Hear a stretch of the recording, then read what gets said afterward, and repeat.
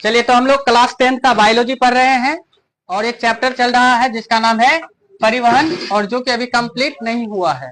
पिछले के वीडियो में, पिछले की क्लासेस में हम लोगों ने पौधों में परिवहन की क्रियाविधि को समझ चुके हैं।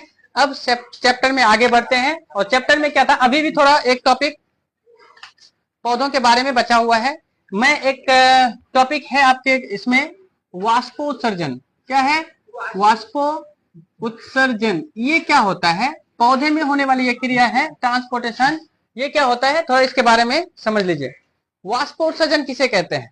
अक्सर ये सवाल 2 नंबर के लिए एग्जाम में आता है, ठीक है। अब एग्जाम में एक नंबर भी बहुत इंपॉर्टेंट होता है, तो यहाँ तो 2 नंबर का पूछा जा रहा है ना, सब्जेक्टिव टाइप क्वेश्चन है। तो वाष्प उत्सर्जन क्या होता है, थोड़ा सा इस शब्द के ऊपर गौर करें। देखिए, हर कोई आपको अलग अलग तरीके से बताएगा। अब किसी और टीचर के पास पढ़ते हैं तो वो आपको अलग तरीके से समझाएगा, हम अलग तरीके से समझाएंगे, और कोई अलग तरीके से समझाएगा। तो इसलिए थोड़ा सा गौर से देखना चाहिए कि किसका तरीका क्या है। समझ में आ रहा है? तो देखिए, इस शब्द को अगर हम इसे तोड़ें तो क्या होगा, एक वाष्प होगा, क्या होगा, वाष्प, और एक होगा उत्सर्जन। क्या होगा? उत्सर्जन। तो क्या आप वाष्प का मीनिंग नहीं समझते हैं? समझते होंगे ना, क्लास 9 में पढ़े थे, वाष्पन पढ़े थे ना, यानी जल का वाष्प के रूप में निकलने की क्रिया क्या कहलाता है?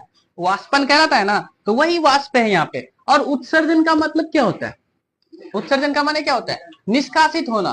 क्या होना? निष्कासित होना, मतलब निकलना। समझ में आ रही है बात? जैसे पसीना हमारे शरीर से क्या हो रहा है? उत्सर्जित हो रहा है ना।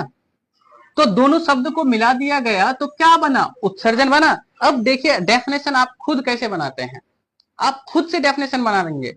रटने की जरूरत नहीं है कि किताब में जो कुछ लिखा हुआ है वही चीज रटे जा रहे हैं, रटे जा रहे हैं। एक दिन तो रट लिए, दूसरे दिन हम भूल के खत्म। समझ में आई बात?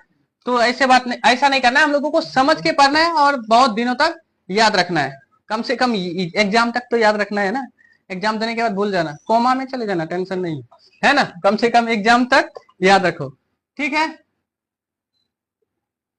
तो इसका डेफिनेशन बोलेंगे, है ना। हालांकि मैं बोर्ड में डेफिनेशन नहीं लिखा हूं, लेकिन आप जो भी देख रहे हैं, आप चाहते हैं कि मुझे अच्छे से समझ में आए, तो डेफिनेशन सुनिए, किताब से बिल्कुल अलग हट के बोल रहा हूं।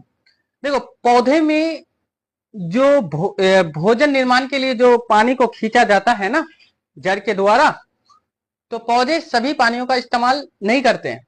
कुछ एक्स्ट्रा वाटर रह ही जाता है, जिसको अतिरिक्त जल बोला गया।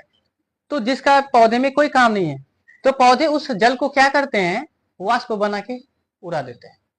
वाष्प बना के क्या कर देते हैं? उड़ा देते हैं।